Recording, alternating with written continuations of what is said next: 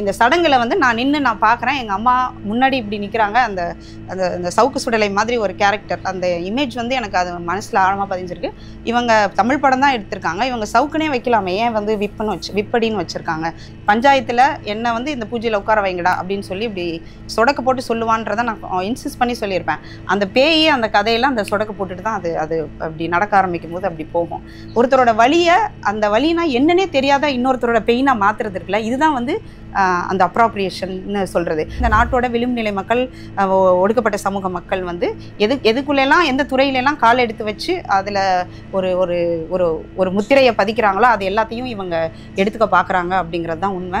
நீங்கள் என்ன பண்ணுறீங்க, இங்கே இப்படி இருக்க பிராமின் உமனும் இங்கே இருக்கிற தலித் உமனும் சமம்னு நினச்சதுனால தான் இவங்க எக்ஸ்பீரியன்ஸாக மாற்றுறீங்க. நான் இது வரைக்கும் என் வாழ்க்கையில் எதை எதிர்த்துட்டு வந்திருக்கேனோ அதுக்குள்ளே கொண்டு போய் வச்சுட்டாங்க. இப்படி ஒரு அநீதி நம்ம கண்ணு முன்னாடி நடக்குது, எனக்கு நடக்குது, இல்லை எனக்கு தெரிஞ்சவங்களுக்கு நடக்குதுன்னா அதை அதை அதை அதை அங்கே ஸ்டாப் பண்ணுறதுக்கான எஃபர்ட்ஸ் போட வேண்டியது என் வேலை. ஏன்னா நீங்கள் அற உணர்ச்சிங்கிறது உங்களுக்கு நேச்சுரலாக உள்ளேருந்து வரணும். அது வரலைன்னா பய உணர்ச்சியை தான் நம்ம கொடுக்க வேண்டியிருக்கு.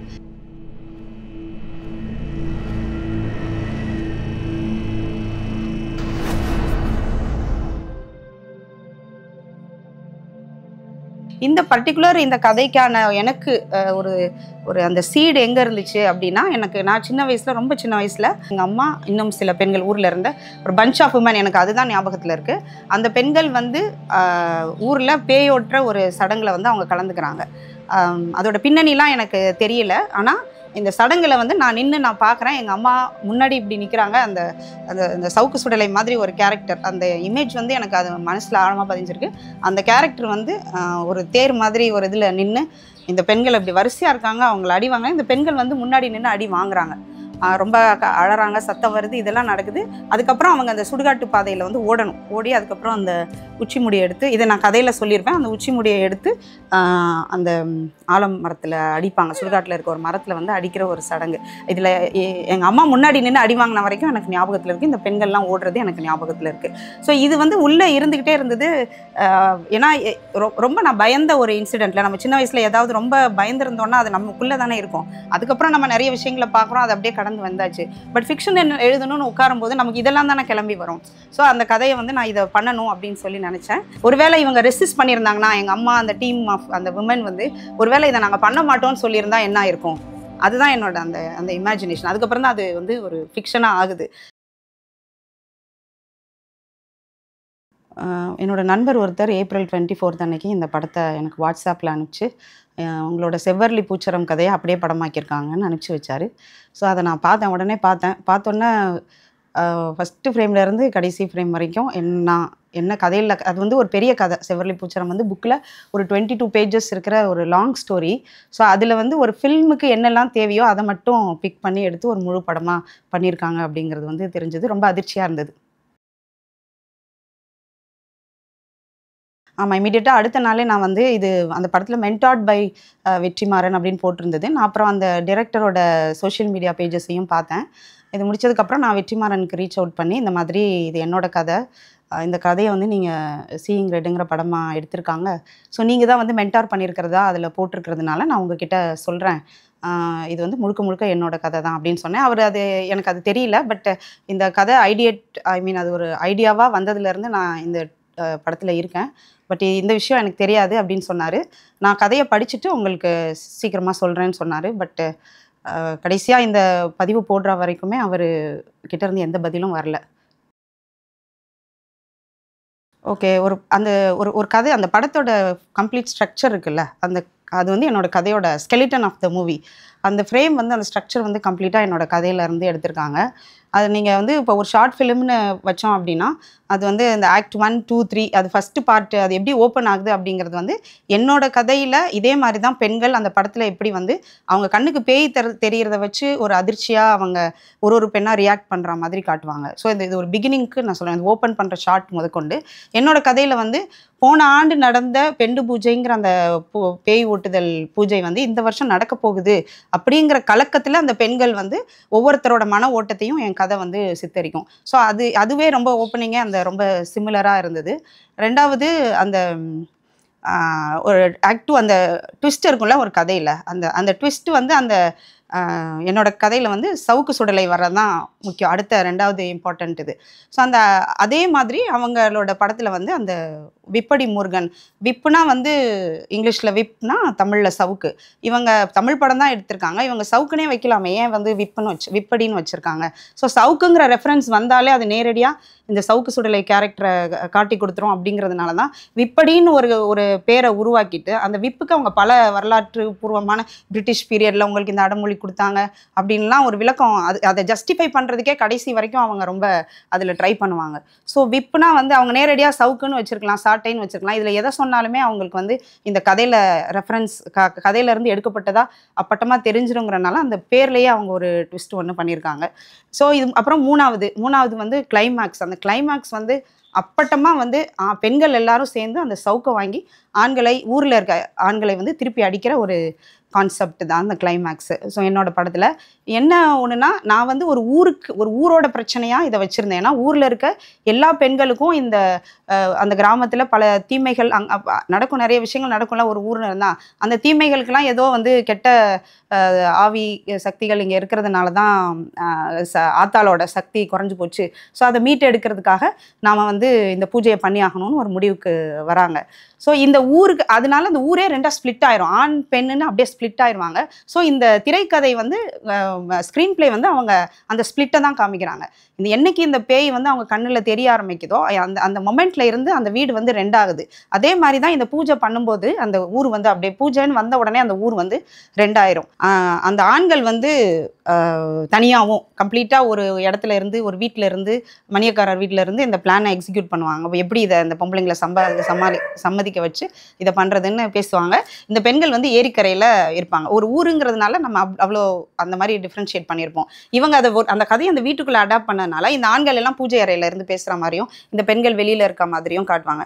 ஸோ அந்த ஸ்கெலிட்டன், அந்த ஸ்க்ரீன் பிளே, அந்த ஃப்ளோ ஆஃப் இது கதை எல்லாமே வந்து இன்ச் பை இன்ச்சாக அந்த சின்ன சின்ன பாடி லாங்குவேஜ், குறிப்பாக வந்து அந்த செண்பகம் கேரக்டர் வந்து பஞ்சாயத்தில் என்ன வந்து இந்த பூஜையில் உட்கார வைங்கடா அப்படின்னு சொல்லி இப்படி சொடக்கு போட்டு சொல்லுவான்றதை நான் இன்சிஸ்ட் பண்ணி சொல்லியிருப்பேன்.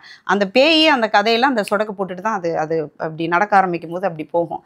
அதே மாதிரி அதுக்கப்புறம் அந்த கிளைமேக்ஸு ரொம்ப அப்பட்டமாக தெரியும். இது நீங்கள் சொல்கிற எந்த லே பீப்புள், சாதாரண ஆள் இந்த கதையை படித்தா கூட அந்த சவுக்கு எடுத்து மொத்தமாக இந்த பெண்கள் இந்த ஆண்களை அடிக்கிற அந்த காட்சி வந்து அப்படியே என்னோட கிளைமேக்ஸை தான் அப்படியே எடுத்து வச்சுருக்காங்க அப்படின்றது.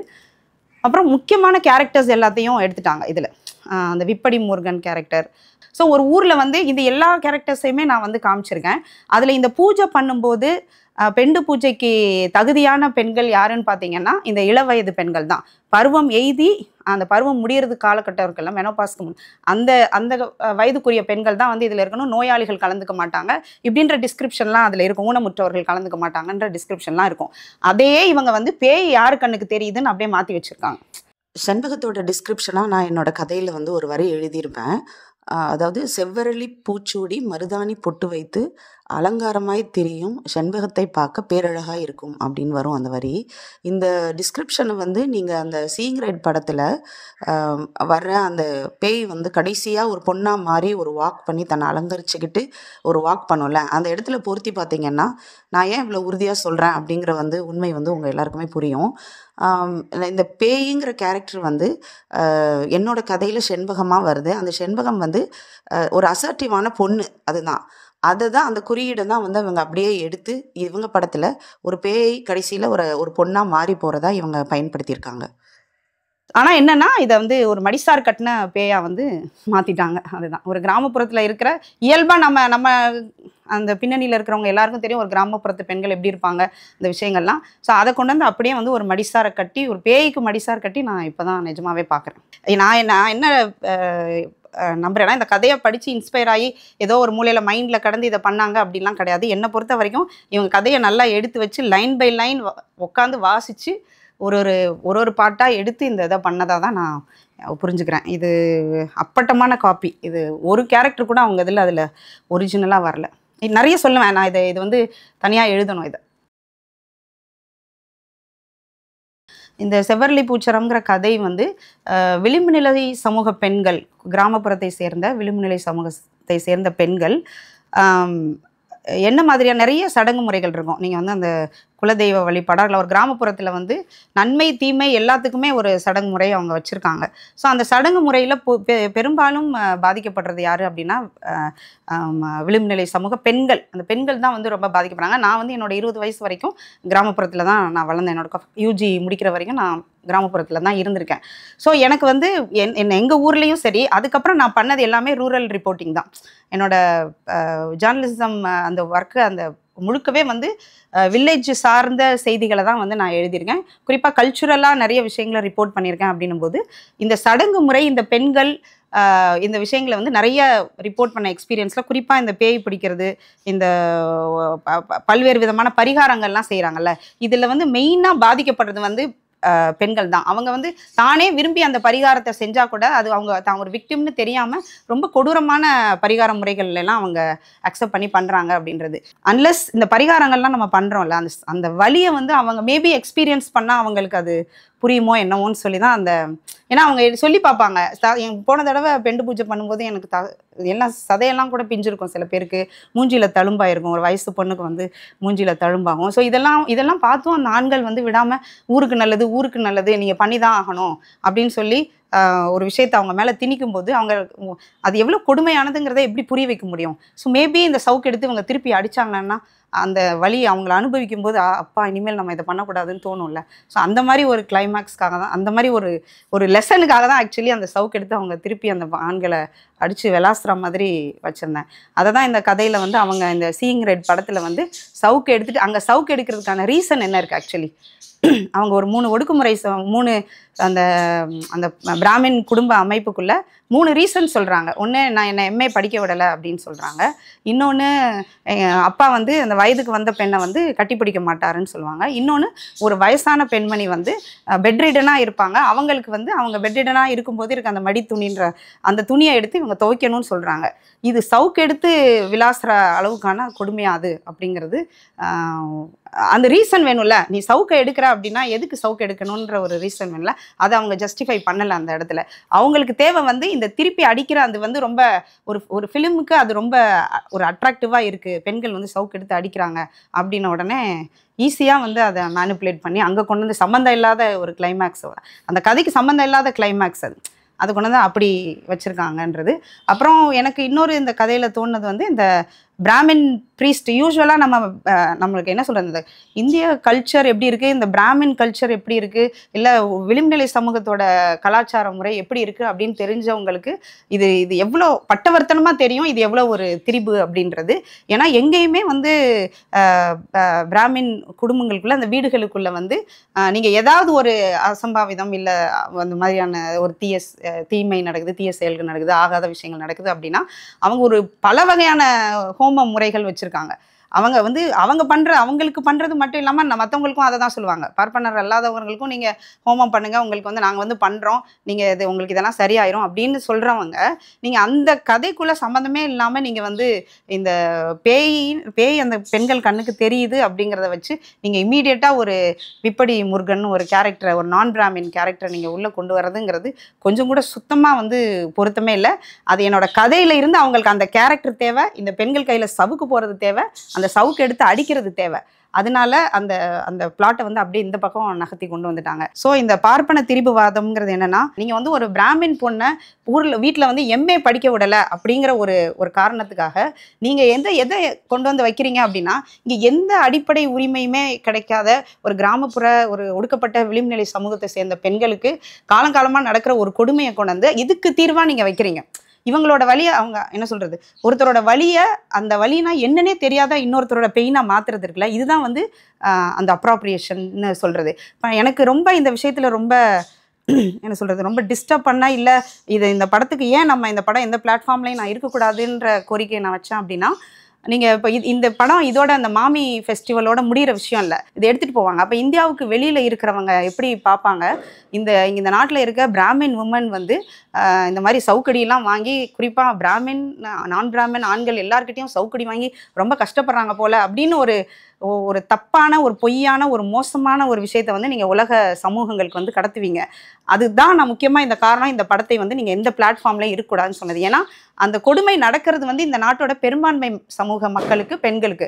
அப்போ நீங்கள் ஆஸ் இட் இஸ் நீங்கள் வந்து அந்த கதையை நீங்கள் அப்படியே எடுத்திருந்தீங்கன்னா கூட எனக்கு என்ன தோணியிருக்கும்னா, ஒருவேளை நான் நீங்கள் நெகோஷியேட் பண்ணணும்னு விரும்பியிருந்தீங்கன்னா அதை நான் கொஞ்சம் கன்சிடர் பண்ணியிருந்திருப்பேன். நீங்கள் இப்போ ஒரு கிராமப்புறத்தில் நடக்கிற மாதிரியோ, இல்லை எந்த சாதி ஐடென்டிட்டியும் இல்லாத ஒரு மிடில் கிளாஸ் ஃபேமிலிக்குள்ளே இது நடக்கிற மாதிரியும் நீங்கள் வச்சுருந்தீங்க அப்படின்னா, மேபி இது வந்து நீங்கள் கிரெடிட்டோ காம்பன்சேஷனோ வந்திருக்கு அப்படின்னா, பேச்சுவார்த்தைக்கு ஒரு ஒரு சின்ன ஒரு நியாயமாவது இருந்திருக்கும்னு நான் நினைக்கிறேன். ஆனால் இது கம்ப்ளீட்டாக நீங்கள் வந்து ஏதோ இங்கே இருக்கிற இந்த நாட்டில் இருக்கிற பிராமின் உமன் எல்லாமே சவுக்கு அடி வாங்கி கஷ்டப்படுற மாதிரி ஒரு இமேஜ், ஒரு தப்பான ஒரு ஒரு விஷயத்தை நீங்கள் நிறுவ ட்ரை பண்ணது இருக்குல்ல, அதுதான் வந்து எனக்கு ரொம்ப பெரிய ஒரு சமூக அநீதியாகவும் வரலாற்று சூழ்ச்சியாகவும் தெரிஞ்சுது. ஸோ அதனால தான் வந்து இந்த எனக்கு தெரியல, எல்லாம் இது நிறைய நடக்கலாம். பட் ஏன் அளவில் நான் ரெசிஸ்ட் பண்ணோம், இதை கண்டிப்பாக இதை கேள்விக்குட்படுத்தணும்னு நான் நினச்சேன். அதுதான் இந்த ஃபைட். நான் வந்து 2011-12 இந்தியா டுடேல ஒர்க் பண்ணும்போது எழுதின 2 ஆர்டிகல்ஸில் வந்து இந்த விஷயத்தை தான், குறிப்பாக வந்து தமிழ் சினிமாவில் கதைக்கு இருக்கிற தட்டுப்பாடு, அதனால வந்து இங்கே பிரபலமாக அறியப்படுற இயக்குனர்கள் உலக சினிமாக்களை தழுவி, அதாவது முறையாக அவங்கக்கிட்ட அனுமதி பெற்று எடுக்க வேண்டிய கதைகளை வந்து இன்ஸ்பிரேஷன் அப்படிங்கிற பேரில் வந்து எடுத்துகிட்டு இருந்தாங்க.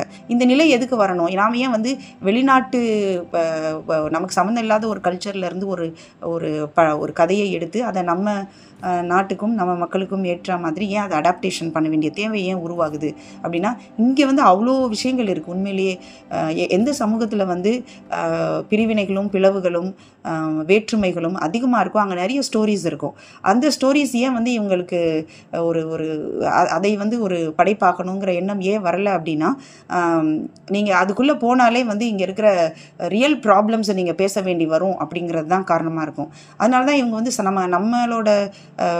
நம்மளோட வாழ்க்கைக்கு சம்மந்தம் இல்லாத ஒரு ஹீரோயிசம் சார்ந்த கதைகளையே திருப்பி வந்து எடுத்து இங்கே என்ன சொல்கிறது, ஒரு சினிமாங்கிற ஒரு பெரிய மாபெரும் ஒரு கலை கருவியை வந்து நாம் வந்து இங்கே வேஸ்ட் ஆக்கிக்கிட்டு இருக்கோம் அப்படின்றது. அந்த ரிட்டன் அண்ட் டைரக்டட் அப்படின்னு போடுறதுல வந்து அவங்களுக்கு ரொம்ப என்ன சொல்கிறது, ஒரு பெரிய மயக்கம் இருக்குது. ஒரு டைரக்டர் வந்து ஒரு ரைட்டராக இருக்கணுன்ற அவசியம் கிடையாது.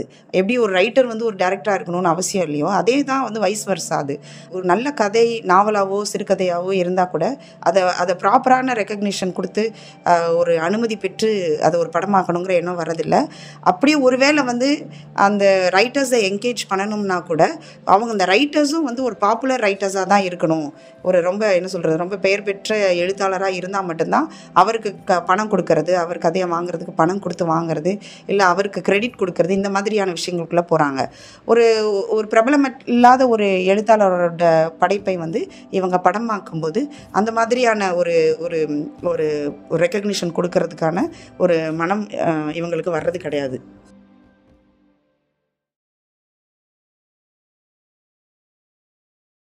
ஒரு இவ்வளோ நாளாக வந்து இன்விசிபிளாக அரூபமாக வைக்கப்பட்டிருந்த மக்கள்கிட்ட இருந்து அவங்களோட நரேட்டிவ்ஸும் அவங்களோட ஸ்டோரிஸும் அவங்களோட எக்ஸ்ப்ரெஷன்ஸும் வெளியில் வரும்போது அது உங்களுக்கு வந்து புதுசாக இருக்குது. அது வந்து புதுசாக இருக்குது, அது ரீச் ஆகுது, அது நிறைய பேர் பார்டர்ஸ்லாம் கடந்து போகுதுன்னும் போது இவங்களுக்கு அதை என்ன சொல்கிறது, அப்படி ஒரு படைப்பை கொடுக்கவும் முடியல. அதனால என்ன பண்ணுறாங்க, அதை யோசிக்கவே அவங்க மைண்டில் வரவே மாட்டேங்குது.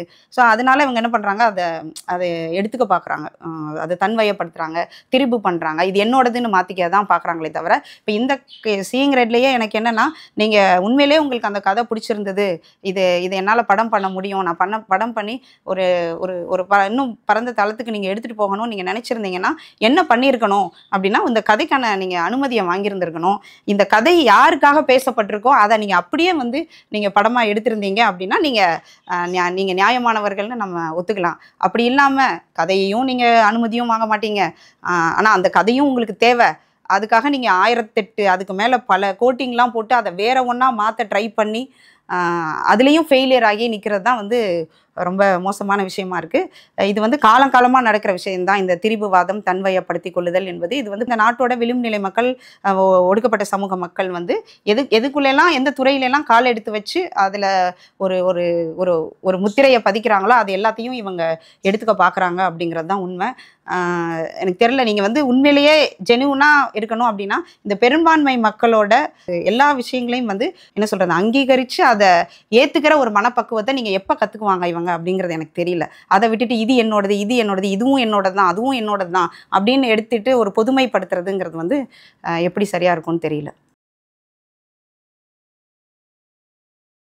இல்லை, இப்போ நாங்கள் ஆக்சுவலி லீகல் நோட்டீஸ் அனுப்பிச்சிருக்கோம். மாமிக்கும் ஷாலினி விஜயகுமாருக்கும் அனுப்பிச்சிருக்கோம். 3 நாளுக்குள்ள மாமி நிறுவனம் அந்த கதையை வாசிச்சுட்டு பதில் சொல்லணும்னு கேட்டிருக்கோம். ஸோ மாமி நிறுவனம் வந்து சீக்கிரமே வந்து ஒரு நேர்மையான பதிலை சொல்லுவாங்க நான் எதிர்பார்க்குறேன். என்னோட கதை வந்தது வந்து 2024 டிசம்பரில் என் புக் வந்துருச்சு. இந்த பர்டிகுலர் இந்த கதை வந்து சோஷியல் மீடியாவில் நிறைய பேர் ரிவ்யூஸாகவே எழுதியிருக்காங்க, வீடியோ பண்ணியிருக்காங்க, பெரிய பெரிய ரிவ்யூஸாக கதையை முழுக்க சொல்லியே கூட போட்டிருக்காங்க. ஸோ இந்த கதை வந்து எனக்கு தெரியாது, எங்கேயும் கிடைக்கலன்னு சொல்கிறதுக்கு வாய்ப்பே இல்லை. இது பிப்ரவரியில் தான் இவங்க இந்த படத்தை எடுத்திருக்காங்க அப்படின்னும் போது இது இது இது ரொம்ப ஓப்பனாக சொல்ல முடியும், இது வந்து இந்த கதையில இருந்து தான் எடுத்திருக்காங்க அப்படிங்கிறது.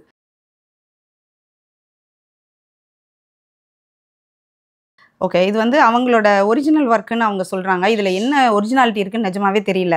இப்போ எல்லா குடும்பத்துலேயுமே பெண்களுக்கு படிக்கிறதுக்கு சிக்கல் இருக்குது. அவங்க வந்து வெறுமனே ஒரு பிராமின் குடும்பத்தில் வந்து நீங்கள் யூஜி பிஜி படிக்க முடியலன்னு நீங்கள் வருத்தப்படுறீங்க. இங்கே ஸ்கூலுக்கே போக முடியாமல் பெண்கள்லாம் வந்து நம்ம மார்ஜினலைஸ் கம்யூனிட்டியில் இருக்க பெண்களுக்கு வந்து ஸ்கூல் ட்ராப் அவுட்ஸ் ஆயிடுறாங்க. அவங்க படிக்க முடியல, வேலைக்கு போகிற நிர்பந்தம் இருக்குது, பல சைல்டு லேபராக போகிறாங்க. இந்த மாதிரி பல அழுத்தங்கள் வந்து இருக்குது அவங்களுக்கு. ஸோ நீங்கள் வந்து இது உங்களோட ஒரிஜினல் கதை அப்படின்னா ஒரிஜினல்ங்கிறதுல எதை கிளைம் பண்ணுறீங்க? அந்த 3 பெண்கள் சொல்கிற அந்த பிரச்சனையை கிளைம் பண்ணுறீங்க அப்படின்னா அதுதான் உங்களோட பிரச்சனை. அப்படின்னா அந்த அந்த சுற்றி நடக்கிற விஷயங்கள் என்ன? அந்த பேய், அந்த சாட்டையை சவுக்கடி எப்படி மூர்கன் வருது, நீங்கள் அந்த சாட்டையை எடுத்து இந்த காரணத்துக்காக அந்த குடும்பத்து ஆண்கள் அடிக்க போகிறது, இந்த கதை இது வந்து அப்படியே என் கதையில் இருக்கே, அது எதுக்கு அங்கே எதுக்கு நீங்கள் அது எப்படி உங்களோட ஒரிஜினல் இதாகும்? ஏன் என்ன இது ஒரிஜினல் ஸ்டோரி தயவு செஞ்சு சொல்லாதீங்க. ஸோ இது வந்து கோஇன்சிடென்ட்ஸ்னு அவங்க நிறைய இடத்துல பேட்டி கொடுக்குறாங்க. கோஇன்சிடென்ட்ஸ்னால் எப்படிங்க அது? கோஇன்சிடென்ட்ஸ்னால் ஏதாவது ஒன்று இருந்தால் அது கோஇன்சிடென்ட்ஸு, ஒட்டுமொத்தமாக எல்லாத்தையும் சுரண்டி எடுத்துகிட்டு நீங்கள் எப்படி வந்து அதை கோஇன்சிடென்ட்ஸ்னு கிளைம் பண்ண முடியும்? ஸோ இது ஒரு ஃபைட்டு தான் ஆக்சுவலி. என்னென்னா இது நீங்கள் இது எங்கே போய் முடியும், இதோட ரிசல்ட் என்ன, எண்டு என்னெல்லாம் நான் கவலைப்படலை நிஜமாவே. ஆனால் இதை ரெசிஸ்ட் பண்ணுறது இருக்குல்ல, இதை நான் எல்லா இடத்துலையுமே சொல்லிட்டு வந்திருக்கேன். இப்படி ஒரு அநீதி நம்ம கண்ணு முன்னாடி நடக்குது, எனக்கு நடக்குது, இல்லை எனக்கு தெரிஞ்சவங்களுக்கு நடக்குதுன்னா அதை அதை அதை அதை அங்கே ஸ்டாப் பண்ணுறதுக்கான எஃபர்ட்ஸ் போட வேண்டியது என் வேலை. ஸோ அதனால தான் நான் வந்து இந்த லீகல் ஆக்ஷனை நான் எடுக்கிறதுன்னு முடிவு பண்ணியிருக்கேன். லீகல் நோட்டீசஸ் கன்சர்ன்டு மாமிக்கு போயிருக்கு. இப்போ இந்த மாதிரியான மாமி வந்து ஒரு பெரிய அகாடமி, அவங்க வந்து இந்த மாதிரியான பெரிய டிரெக்டர்ஸை வந்து மென்டாஸாக அவங்கள வந்து கூட்டிகிட்டு வந்து இந்த படங்களை வந்து தயாரிக்கிறாங்க. ஒரு ஐஃபோன் ஆப்பிளில் உள்ளே கொண்டு வராங்க, ஐஃபோனை வச்சு ஒரு டெக்னாலஜிக்கல் ஒரு இது வந்து ஐஃபோனில் படம் பண்ண முடியும்னு ஒரு கான்செப்ட் பண்ணுறீங்க. அங்கேயும் நீங்கள் என்ன கதை எடுக்கிறீங்க? ஆக்சுவலி இது வந்து இந்தியாங்கிறது எவ்வளோ பெருசு, எவ்வளோ வந்து ஒரு எவ்வளோ டைவர்சிட்டி, எவ்வளோ வந்து பெரிய நாடு, எவ்வளோ மொழிகள் இருக்குது, எவ்வளோ கலாச்சாரங்கள் இருக்குது, எவ்வளோ மனித குழுக்கள் இருக்காங்க, இங்கே மனித சமூகங்கள் இருக்குது. ஆனால் நீங்கள் திருப்பி அங்கேயும் நீங்கள் என்ன செலக்ட் பண்ணுறீங்க? இந்த பர்டிகுலர் நீங்கள் அந்த காலத்து எனக்கு அந்த படத்தை பார்க்கும்போது எனக்கு தோணுது, அந்த காலத்தில் நம்ம இந்த சபாலெல்லாம் நாடகங்கள் பண்ணுவாங்கல்ல, அதோட ஒரு அடுத்த வருஷனாக தான் வந்து நீங்கள் இதை எடுத்து வச்சுருக்கீங்க அப்படின்னு தான் சொல்லணும். ஸோ நீங்கள் அங்கே தான் நிற்கிறீங்க அப்படிங்கிறது. இவ்வளோ பெரிய ஒரு ஃபெஸ்டிவல் கூட உங்களுக்கு இதை கடந்து வர முடியல, இதை கடந்து வந்து இந்த பரந்த இந்தியாவை ஒரு என்ன சொல்கிறது, அந்த அருவமாக்கப்பட்ட மக்களை அந்த அந்த அந்த கல்ச்சரை வந்து நீங்கள் பார்க்கல அப்படிங்கிறது வந்து எனக்கு ரொம்ப அதிர்ச்சியாக இருக்குது. நீங்கள் வந்து இது எல்லாத்தையுமே யோசிக்கணும் அப்படின்னு கேட்டுக்கிறேன். பிராமின் குடும்பத்தில் இது நடக்குதா, இது நடந்திருக்கா அப்படின்ற கேள்வி வந்து உங்களுக்கு வந்திருந்தா அங்கே அந்த இது ஸ்டாப் ஆகிருந்திருக்கும். பட் அப்படி இல்லாமல் பண்ணிக்கலாம், என்ன வேணாலும் பண்ணிக்கலாம், இதை தூக்கி அங்கே போட்டுக்கலாம், அதை தூக்கி இங்கே வச்சுக்கலாம் அப்படின்னு நீங்கள் ஒன்று பண்ணுறீங்கல்ல, அதுதான் வந்து இன்னைக்கு பிரச்சனையாகுது அப்படின்றத சொல்லிக்கிறேன்.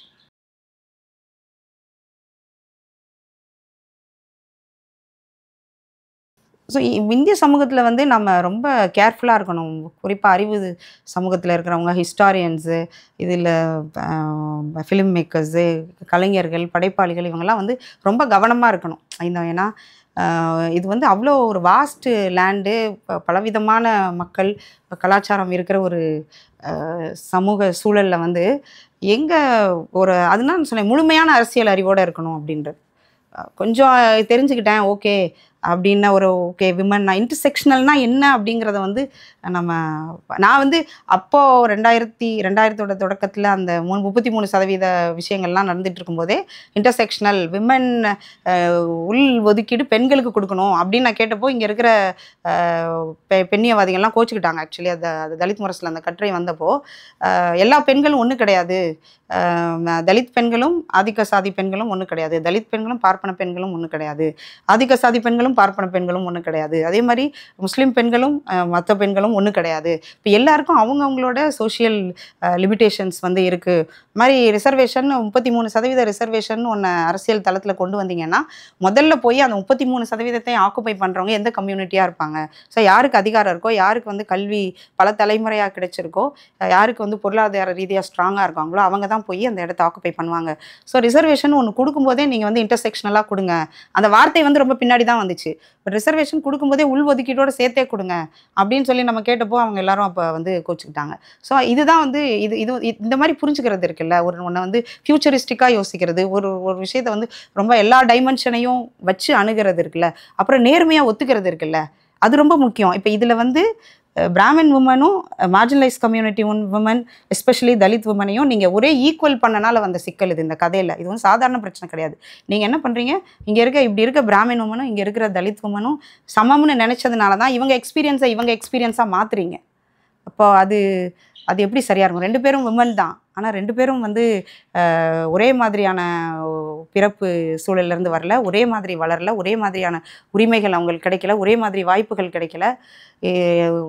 நீங்கள் ப்ரிவிலேஜாகவே வளர்றீங்க, இவங்க ஒடுக்குமுறையை அனுபவிச்சே வளர்கிறாங்க.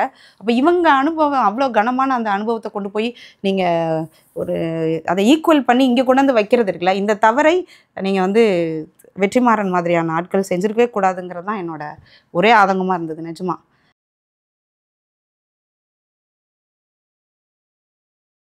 இப்போ வந்து ஆக்சுவலி இந்த பேச்சுவார்த்தை பண்ணும்போது என்ன என்ன வந்துச்சுன்னா, என்ன நீங்கள் எதிர்பார்க்குறீங்கிற ஒரு கேள்வி வரும்ல. ஆப்வியஸாக இது என்ன எதிர்பார்க்குறீங்கன்னு கேட்கும்போது நிஜமாவே நான் வந்து எனக்கு பர்சனலாக இதில் எனக்கு வேணும்னு கேட்குறதுக்கு எதுவுமே இல்லை. ஏன்னா அது என்ன சொல்கிறது, என்னோட கதையை கொண்டு போய் நான் இது வரைக்கும் என் வாழ்க்கையில் எதை எதிர்த்துட்டு வந்திருக்கேனோ அதுக்குள்ளே கொண்டு போய் வச்சுட்டாங்க.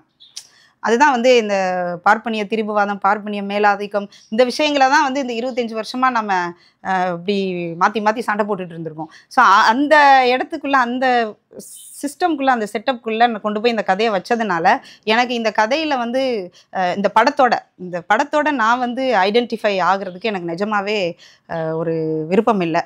பட் ஆனால் இது ரெண்டு சம்மந்தம் இல்லாத 2 விஷயத்தை மிக்ஸ் பண்ணிட்டதுனால எனக்கு அதில் வந்து நான் கிரெடிட்டு, காம்பன்சேஷன் இந்த விஷயங்கள்லாம் முதல்லையே நான் என் மைண்டில் சுத்தமாக வரல. அப்புறம் கிரெடிட் காம்பன்சேஷனுங்கிறது எப்போவுமே என்னோட பர்சனலாக நான் ஃபீல் பண்ணுறது வந்து, கிரெடிட் காம்பன்சேஷனுங்கிறது உங்கள் கதை பிடிச்சிருக்கு, நான் இதை படமாக எடுக்கணும்னு நினைக்கிறேங்கிற அந்த ஸ்டேஜில் நீங்கள் நெகோஷியேட் பண்ண வேண்டியதுன்னு நான் நினைக்கிறேன். நீங்கள் ஒன்ஸ் எடுத்துட்டிங்கனாலே அது ஒரு கிரிமினல் ஆக்ட் மாதிரி தான். ஸோ அந்த கிரிமினல் ஆக்டை வந்து என்ன ஒருத்தர் அடிச்சிட்டாரு, என் மேதில் வன்கொடுமை பண்ணிட்டாரு, நான் கொஞ்சம் காசு கொடுக்குறேன் அப்படின்னு சொல்லினா அந்த கேஸை வாபஸ் வாங்கன்னு சொல்கிறது மாதிரி தான் இது அப்படின்னு எனக்கு தோணுச்சு. அதனால் நான் இதுக்குள்ளே இந்த ஊழலுக்குள்ளே, இந்த திரிபுவாதத்துக்குள்ளே, இந்த வரலாற்று அநீதிக்குள்ளே நான் ஒரு பார்ட்டாக இருக்க நிஜமாகவே விரும்பலை. அது அதனால தான் வந்து இந்த படத்தை வந்து நான் ஸ்டாப் பண்ணணும் அப்படின்னு சொன்னது. இந்த படத்தை வந்து அவங்க உண்மையிலேயே இன்ஸ்பிரேஷன் கூட ஆகி அதே இதை அசிட்டிஸ் அப்படியே வந்து ஒரு விளிம்புநிலை சமூக பெண்களோட ஐடென்டிட்டியோட இவங்க எடுத்திருந்தாங்கன்னா, நான் முன்னாடியே சொன்ன மாதிரி நீங்கள் சொல்கிற அந்த ஒரு நெகோசியேஷன் பாயிண்ட்டுக்கு கூட ஓகே அப்படின்னு கூட எனக்கு தோணியிருக்கும். பட் அப்படி இல்லை அப்படின்றதுனால நான் ஆரம்பத்தில் இந்த படத்தோட அந்த படத்தை ஃபஸ்ட்டு டைம் பார்த்தோன்னே 2-3 தடவை பார்த்தேன். அந்த ஃபஸ்ட் டைம் பார்த்தோன்னே என் மைண்டில் தோணுது, இதில் என்னோட எதுவுமே அதுக்குள்ளே நம்ம அதில் கிளைம் பண்ணுறதுக்கு வந்து என் கதையை தவிர அதில் எதுவும் இல்லை.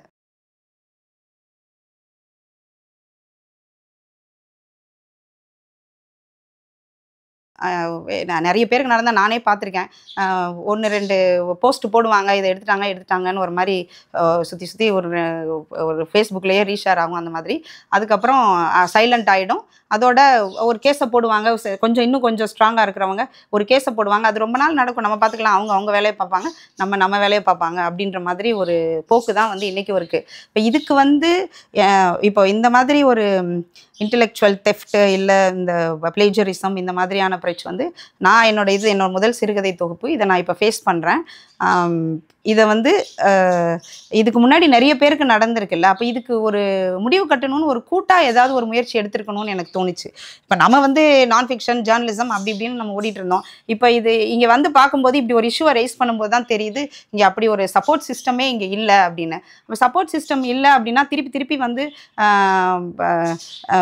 விளிம்புநிலை சமூகத்திலேருந்து ரைட்டர்ஸ் அவங்களோட படைப்புகளை கொடுத்துக்கிட்டே இருப்பாங்க. வலிமையானவர்கள் வந்து அதை எடுத்துக்கிட்டே இருப்பாங்க, திருடிக்கிட்டே இருப்பாங்க. திருப்பி இந்த வலிமை குறைவாக இருக்கிறவங்க, அதிகாரம் குறைவாக இருக்கிறவங்க, பொருளாதார ரீதியாக ஃபைட் பண்ண முடியாதவங்க, இவங்கெல்லாம் வந்து திருப்பி சோஷியல் மீடியாவில் 2 புலம்பிட்டு போகிறதுங்கிற ஒரு முறை தான் இருக்குது. ஒரு சப்போர்ட் சிஸ்டம் உருவாக்குங்க. அட்லீஸ்ட் ஒரு அமைப்பு மாதிரி உருவாக்கி இந்த மாதிரி லீகல் ஃபைட்ஸை ஒரு ஸ்ட்ராங்காக ஒன்று இருக்குது அப்படின்னு தெரிஞ்சாதான் இந்த கதை டிஸ்கஷனில் உட்கார்ற ஃபிலிம் மேக்கர்ஸ் டைரக்டர்ஸ் வந்து இது சிக்கலாகும், இது சிக்கலாச்சுன்னா நமக்கு பேரும் கெட்டு போகும் அப்படிங்கிற ஒரு என்ன சொல்கிறது, அதுதான் செக் ஆக்சுவலி. ஏன்னா நீங்கள் அற உணர்ச்சிங்கிறது உங்களுக்கு நேச்சுரலாக உள்ளேருந்து வரணும். அது வரலைன்னா பய உணர்ச்சியை தான் நம்ம கொடுக்க வேண்டியிருக்கு. அட்லீஸ்ட் குறைஞ்சபட்சம் அந்த அற உணர்ச்சின்னு ஒன்று நேச்சுரலாக இந்திய சமூகத்தில் எப்போவுமே இருந்ததே இல்லை. அது நேச்சுரலாக வர்றதுக்கு எவ்வளோ ஆண்டு காலமாகும்னு தெரியல. அட்லீஸ்ட் இதை எடுத்தால் இங்கே டச் பண்ணால் ஷாக் அடிக்கும், இங்கே டச் பண்ணால் இது பிரச்சனை ஆகுங்கிற அந்த பய உணர்ச்சியாவது ஒரு என்ன சொல்கிறது, ஒரு கூட்டமைப்பு மாதிரி எல்லாரும் சேர்ந்து நின்னா ஒரு பலமாக இருக்கும்னு எனக்கு தோணுது. ஏன்னா என்கிட்ட உதிரியாக வந்து அவங்க அந்த கதையை எடுத்தாங்க, இவங்க இந்த கதையை எடுத்தாங்க அப்படின்னு உங்களுக்கு தெரியுமாக்கா அப்படின்லாம் என்கிட்ட கேட்குறாங்க. பட்டு இதெல்லாம் ரெஜிஸ்டர் பண்ணுறதுக்கு இந்த வகையான குற்றங்கள் இல்லை, அட்ராசிட்டி, தீண்டாமை இந்த மாதிரியான குற்றங்கள் இல்லை. இதுவும் இந்த அறிவு தளத்தில் நடக்கிற இந்த மாதிரியான குற்றங்களை பதிவு செய்வதற்காவது ஒரு அமைப்பாக ஒரு அமைப்பு இருக்கணும் அப்படின்னு எனக்கு இப்போ தோணுச்சு எனக்கு. இப்போ நமக்கு ஒன்று நேரடியாக ஒரு விஷயம் கடுமையாக பாதிப்பை உண்டு பண்ணும்போது நம்ம வந்து நிற்கிறப்போ அங்கே ஒரு சிஸ்டம் இல்லை, அப்படி ஒரு சப்போர்ட் சிஸ்டம் இல்லை அப்படிங்கிறது புரியுது. அஃப்கோர்ஸ் ஃபேஸ்புக்கில் வந்து நிறைய ரைட்டர்ஸ் வந்து இதை கண்டித்து ஷேர் பண்ணாங்க. கூட நிற்கிறோம், வன்மையாக கண்டிக்கிறோம் அப்படின்னு சொன்னாங்க. எல்லாருக்குமே இந்த உண்மையிலே அந்த என்ன சொல்கிறது, அந்த சப்போர்ட் இல்லை அப்படின்னா இது இவ்வளோ தூரத்துக்கு வந்து ரீச் ஆகிருக்காது. சோஷியல் மீடியாவில் ரீச் ஆனால் தான் நமக்கு இன்றைக்கி மெயின் ஸ்ட்ரீம் ரீச்சே கிடைக்குது. இல்லைன்னா நம்ம போயிட்டு ஒரு மெயின் ஸ்ட்ரீம் மீடியாவை ரீச் அவுட் பண்ணி அது பாருங்கள் இந்த மாதிரி பண்ணியிருக்காங்கன்னு கேட்டால் யார் கண்டுக்க போகிறாங்க?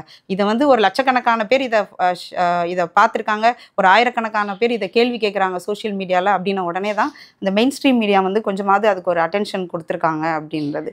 ஸோ ஒரு அமைப்பாக இருந்தோம் அப்படின்னா நம்ம வந்து ஒரு இன்ஃப்ளூயன்ஸ் பண்ண முடியும், மீடியாவில் அட்லீஸ்ட் இன்ஃப்ளூயன்ஸ் பண்ண முடியும் அப்படின்றது. இந்த ரைட்டர்ஸ் யூனியன் அந்த மாதிரி ஏதாவது இதை ஒரு கவனத்தோடு இது நடக்குதில்ல, நிறைய லேயராக நடக்குதில்ல, இதை தடுக்கிறதுக்கு ஏதாவது ஒரு விஷயத்தை கண்டுபிடிக்கணும் அப்படின்றது இந்த தருணத்தில் என்னோட கோரிக்கை.